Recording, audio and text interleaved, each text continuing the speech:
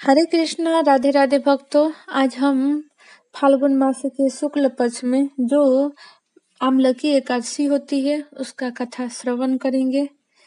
युधिष्ठिर ने भगवान श्री कृष्ण से कहा, श्री कृष्ण, मुझे फाल्गुन मास के शुक्ल पक्ष की एकादशी का नाम और महात्म्य बताने की कृपा कीजिए। भगवान श्री कृष्ण बोले, महाभाग धर्मनंदन, फाल्गुन मास के शुक्ल पक्ष की एकादशी का नाम आमलकी है। इसका पवित्र व्रत विष्णु लोकों को प्राप्ति कराने वाला है। राजा मानधाता ने महात्मा वशिष्ठ जी से इसी प्रकार का प्रश्न पूछा था, जिसके जवाब में वशिष्ठ जी ने कहा था, महाभाग, भगवान विष्णु के थूकने पर उनके मुख से चंद्रमा के समान कांतिमान एक बिंदु प्रकट होकर पृथ्वी पर गिरा। उसी से आमलक अर्थात आंवले का महान वृक्ष उत्पन्न हुआ, जो सभी वृक्षों का आदिभूत कहलाता है। इसी समय प्रजा के सृष्टि करने के लिए भगवान ने ब्रह्मा जी को उत्पन्न किया और ब्रह्मा जी ने देवता, दानव, गंधर्व, यक्ष, राक्षस, नाग तथा निर्मल अंतःकरण वाले महर्षियों का जन्म दिया। उनमें से देवता और ऋषि उस स्थान पर आए जहाँ विष्णु प्रिय आमलक का वृक्ष था। महाभाग, उसे देखकर देवताओं को बड़ा ही विस्मय हुआ, क्योंकि उस समय वृक्ष के बारे में वे नहीं जानते थे। उन्हें इस प्रकार विस्मित देखकर आकाशवाणी हुई, महर्षियों, यह सर्वश्रेष्ठ आमलक का वृक्ष है, जो विष्णु को प्रिय है। इसके स्मरण मात्र से गोदान का फल मिलता है। स्पर्श करने से इससे 2 गुना और फल भक्षण करने से इससे 3 गुना पुण्य प्राप्त होता है। यह सब पापों को हरने वाला वैष्णव वृक्ष है। इसके मूल में विष्णु, उसके ऊपर ब्रह्मा, स्कंद में परमेश्वर भगवान रुद्र, शाखाओं में मुनि, टहनियों में देवता, पत्तियों में वसु, फूलों में मरुदगण तथा फलों में समस्त प्रजापति वास करते हैं। आमलक सर्वदेवमय है, अतः विष्णु भक्त पुरुषों के लिए यह परम पूज्य है। इसलिए सदा प्रयत्न पूर्वक आमलक का सेवन करना चाहिए। ऋषि बोले, आप कौन है, देवता है या कोई और?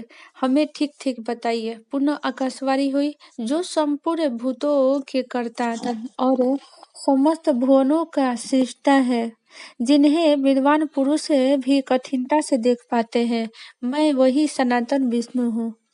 देवाधिदेव भगवान विष्णु का यह कथन सुनकर वे ऋषिगण भगवान की स्तुति करने लगे। इससे भगवान श्री हरि संतुष्ट हुए और बोले, महर्षियों, तुम्हें कौन सा अभीष्ट वर दूं?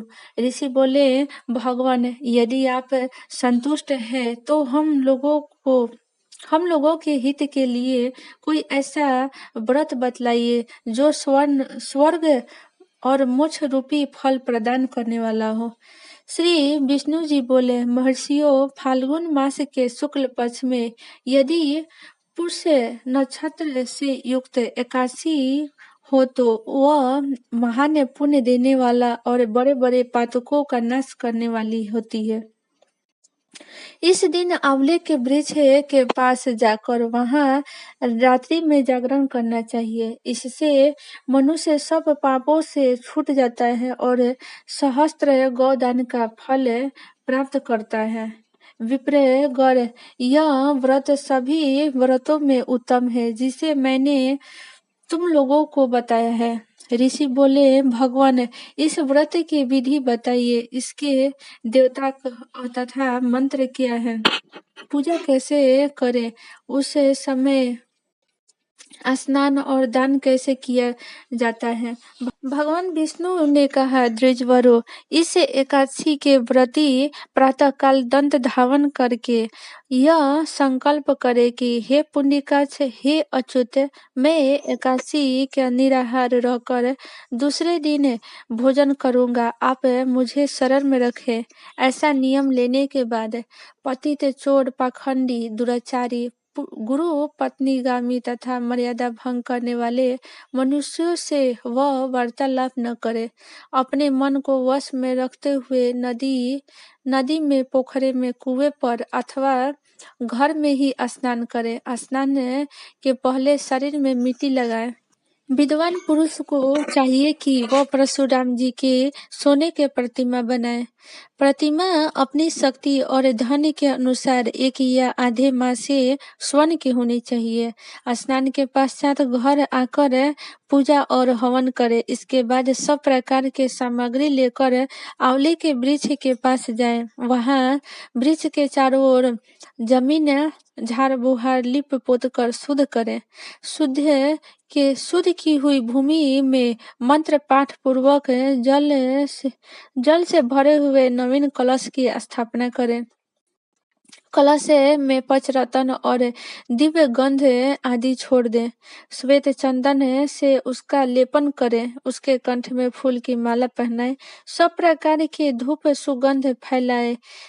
जलते हुए दीपकों की श्रेणी सजा कर रखें। तात्पर्य यह है कि सब प्रकार के सुंदर और मनोहर दृश्य उपस्थित करें। पूजा के लिए नवीन छाता, जूता और वस्त्र भी मंगा कर रखें। कलश के ऊपर एक पात्र रखकर उसे श्रेष्ठ लाजो अर्थात खीलों से भर दें। फिर उसके ऊपर परशुराम जी की मूर्ति स्थापित करें। विशुकाय नमः कहकर उनके चरणों की, विश्वरूपणे नमः से दोनों घुटनों की, उग्राय नमः से जांघों की, दामोदराय नमः से कटी भाग की, पद्मनाभाय नमः से उदर की, श्री वत्स धारिरे नमः से वक्षस्थल की, चक्रिरे नमः से बाएं बाह की, गदिने नमः से दाहिने बाह की, वैकुंठाय नमः से कंठ की, यज्ञमुखाय नमः से मुख की, विशुक निधे नमः से नासिका की, वासुदेवाय नमः से नेत्रों की, वामनाय नमः से ललाट की, सर्वात्मने नमः से संपूर्ण अंगों तथा मस्तक की पूजा करें। ये ही पूजा का मंत्र है। तदंतर भक्ति युक्त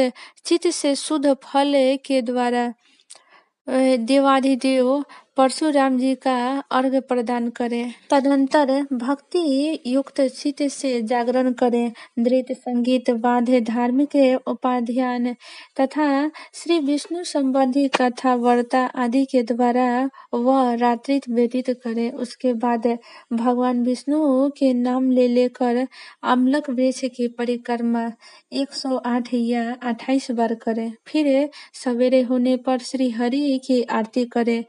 ब्राह्मण की पूजा करके वहां की सब सामग्री उसे निवेदित करें।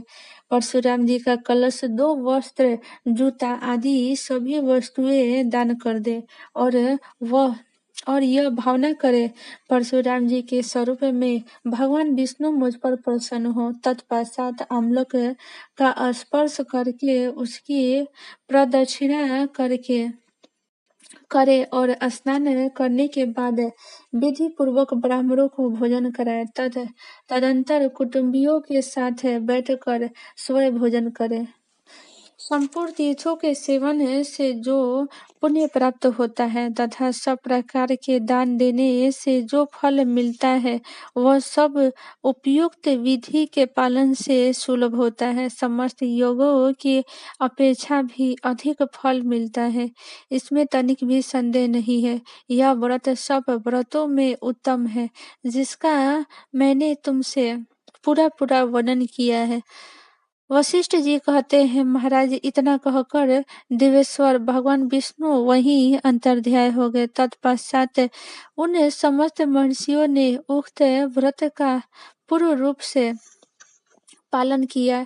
नृपश्रेष्ठ, इसी प्रकार तुम्हें भी इस व्रत का अनुष्ठान करना चाहिए। भगवान श्री कृष्ण कहते हैं, युधिष्ठिर, यह दुर्धर्ष व्रत मनुष्य के सब पापों से मुक्त करने वाला है। बोलो राधे कृष्ण भगवान की जय, सीताराम चंद्र की।